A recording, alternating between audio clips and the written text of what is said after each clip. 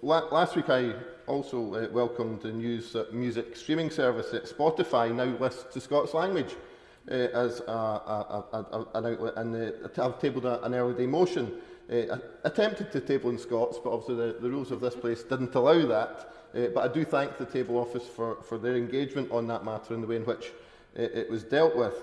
And of course, yesterday the member for Dwyfor Merrion had attempted to wish everyone a very happy St Patrick's Day in both Welsh and Irish, and understandably that is not allowed. And I wonder if that might be something that the leader would consider to have some time arranged, so that we could actually consider how the indigenous languages of these islands could perhaps be more incorporated into the business that we undertake, so that we can all be best reflected in the way that we represent all of our communities. I share his pleasure that Spotify is recognising the Scots language.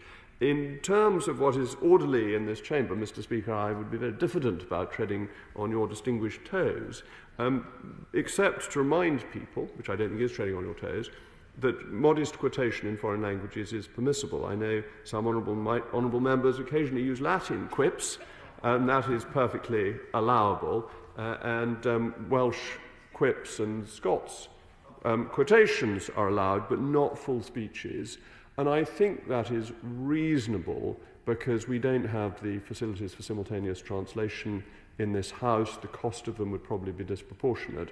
So I think it is very welcome when people give a joyful message in Scots or in Welsh or in Irish, but that it would be difficult for the House to have full speeches. I did feel my toes a little stood on, I must admit. I felt the trampling of the leader.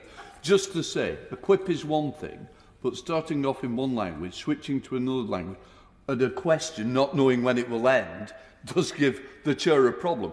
If the chair had been notified, it wouldn't have been a difficulty. It's the fact that we had two languages before whether the full question was going to continue. So I think there is a difference between a quip and a question being asked.